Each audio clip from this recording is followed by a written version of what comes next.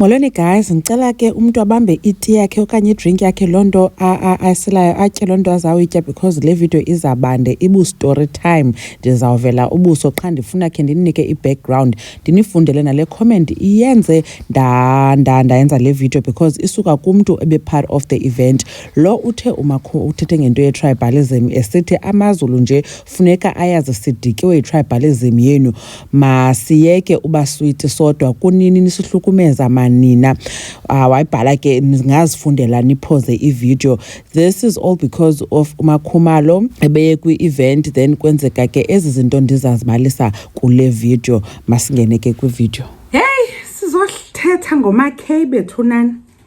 Uba makuthiwe u-tribalist utsho e-Eastern Cape eMount Frere emveni koba bokukho into isimishimishi esiyasenzeka kwi-event ebekufanele ba uyi-attendile last weekend August the 31st. Ndiyatshintsha ne-hairstyle yam kaloku sana ke ibe ngenye into because nina nithe mna nditsho nge-hairstyle ngathi ngeyo-Abigail mandiyeke uthetha ngovuyokazi. I'm trying to look like i-hairstyle yam ayisingeyo-Abigail. Yho, uyazuthi umhle sana abantu bafumane something yohlekisa. At least ndibophile ngoku andikho ngathi ngo-Abigail. Mandibalise esi story sikaMakhumalo. uMakhumalo guys ubekwa i-blame uba how can she aveske ahamba event yabantu abangomama tonton kwathethwa manegcwaliselwa yeva qomba mani Makhumalo kwenzeke ntoni kanye ndimbuze uyabo. Athi uMakhumalo mamgobhozi ngoMay ndiye ndacontactwa for uba ndibe part of i-women in business uyaqonda. Sathetha ke ndabaxelela aba bantu le organizer bajonga ke ithi daily rate yam nditshaje imali ethile ngosuku uyaqonda. Kwacase kuba hey hayi man ingathi phezulu for bona ndathi ayakho ngxaki ndingehla uyabo because i-event empowerisha amanina uyabona. So okay ke I can compromise. Uthi wacompromise wehla bavumelana wayibhatala i-deposit. Now uMakhumalo khangatsho i-deposit biyimalini kodwa ngoku begcwaliselwa kuye kwachazwa biyi-10,000 pha khona abantu bemgcwalisele. Uthi ayike kungabikho nto i-balance ke kufanele uba iyabhatalwa a week before the event because kaloku kufuneka kukhavarishwe utraveler. Umzekelo ebesuka masithi eMzumbe ebheka eMount Frere in the Eastern Cape. Uthi ke uMakhumalo it's about 338 kilometers uyapha. I-makeup yakhe into yonxiba uya-understand zonke ezazinto hayi ngabikho nto. Lihambe ke ixesha benguJuni benguJulayi. uJulayi yaphela singene ku-August bamkhumbuze ke bajonga kaloku uyaba ibalance funeka ibhatelwe a week before so that sikhavarishwe yonke into sikwazi ufika kakuhle yabo. Hayi kungabikho nto bathi bazayibhatala ibalance. Ingabhatalwa ibalance kude kucace uba ngoku anti event i-Saturday Wednesday bayakhumbuza nothing. Hayi cace uba ku-Thursday ngoku and ke ngoku kwafuneka ehambile umzekelo Friday mos kuthenjiswa uba uzawubhatalwa. Hey uMakhumalo he athini kuthiwa hayi man khwe iza hamba travel uzawuthi ufika apha ube sowufumana ne-proof of payment. Hey Makhumalo qona makaye naye ke atravel uMakhumalo afike e-Eastern Cape. Hey sesifikile ithini into proof of payment kwenziwa izitori zoba hayi umalume ube ibhatele akayiboni proof of payment efonini yakhe. uMakhumalo unye ne-assistant yakhe bathi bangazama ubanceda mhlawumbe bayilocate ntontoni yonke le nto yabo bangafuni uncedo lwabo. Hey baqomba hayi ke ngoku sesilapha uyaqonda cwaka abantu.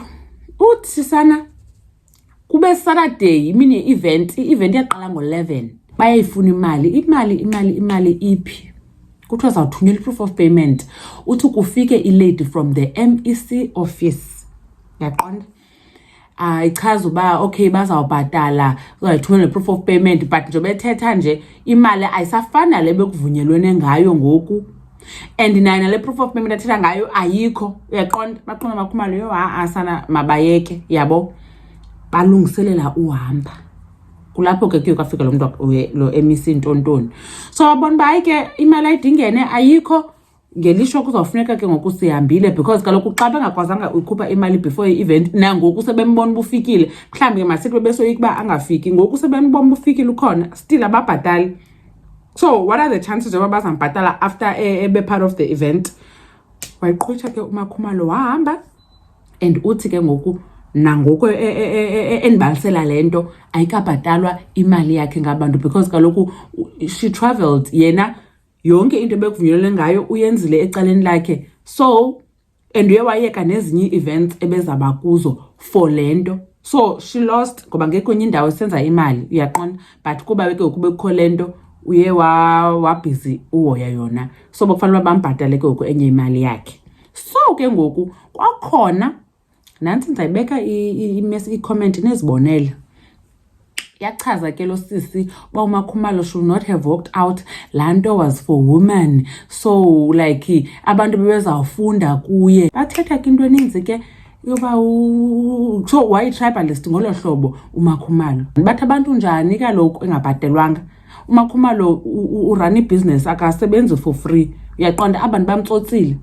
And ke ngoku i-event organizers yaye kuyenza lanto yosebenzisa umntu because abantu abaninzi mhlambi bathenge amatikiti baya klanto kuba besithi uMakhumalo uzawube khona. Uyaqonda the next thing ngokubona ke ngoku bangambhatala uMakhumalo uyabo.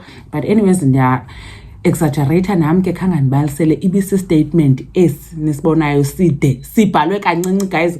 Umuntu bokufuneka uzume in for usifundo basithini sithetha lento ke ndiyithethayo in details. Bathi abanye UI next time Makhumalo manje ungabobhala i-essay nefonte encinci engabonakaliyo. But ke uMakhumalo uye wayichaza yena yonke into wafaka nale iposter eno X ba akasezoba part of i-event wasichaza ke isizathu which siyavakala bethu nani. Abantu mabayeke utsotsa abantu bubutsotsi obebabenzileyo kuMakhumalo. Utravele all the way from apha besuka khona wotsho pha eMount Frere for uba babona bangazenza izinto ebebevumelene ngazo. That was very wrong. And then kubekho abantu abazawuthi uMakhumalo ebe wrong bokufanele ba hayi wethu since sepha kuthiwa since besele pha bekufanele bi-event uye wayenza because it was for empowering women. uMakhumalo akasebenzi for free and bebevumelene ngebetshilo kaloku bayi sinale mali siyacela torho uyazi ba ke uyasikube kanti uyasidonatela. Makhumalo ebehlelwe lonto leyo ke last week klo event bekudala and sheme beyifaka naye na ku status zakhe uyabona for upromote noba abantu abakola cala bamaziyo like bathenga amatikiti for le event. And I'm sure bikhabe benangxaki futhi yothengisa even amatikiti and iye yaqhubeka ke. It's just that ke khangabe khona yena bathetha ke izinto endizichazayo ke abantu which ke I think or I feel ba zirongo. Mayibe lesson nakwabanye abantu bafuna ubhuka abantu. Kuba umuntu ufuna ubhuka umuntu ucela ikoti kuyaxela ba imali and you can't afford umyeke. And if uyafuna nyana bekhona mxelele ba awunayo imali una this much angakwazi na atsho yena okanye hayi. Okanye sikube transparent uba hey there's butshile ba ifuna ibhatele week before sisaphatalazisa imali ngathi ayilungi lento. Sayazi babe sithembisile and ke ukusesitshilo nobuza bakhona ukubona uthethe inyani mhlawumbe beza babonelela asiyazi. So barongo ke abantu bathi uMakhumalo uyaqala uqalula kube ngomZulu ucocwa amaXhosa like it doesn't make sense. Njani etsotswa umntana abantu. But anyways khanikhelisho ke nake ba nithini ngayo yonke lento and leave my hairstyle alone guys. You asan xa kunothiwa i-hairstyle yam ngathi ngu-Abigail ndizawunenzela i-voice overs xa nizoba personal kanje ngoku. Next thing nizawuthi amashiya am atheni. Next thing ngoku nizawukhomenta ngee-eyelashes zam. Mam gobhoza eyelashes zakho kusheke ezintathu ngoku zikhulule. Aniyazi ba umntu othetha ngabantu akafuna ukuthethwa ngaye. Aniyazi umntu ohlebayo bangafuni yena axelelwe. Anyways ndibona kwividiyo landelayo. Ndiyanithanda guys. Bye.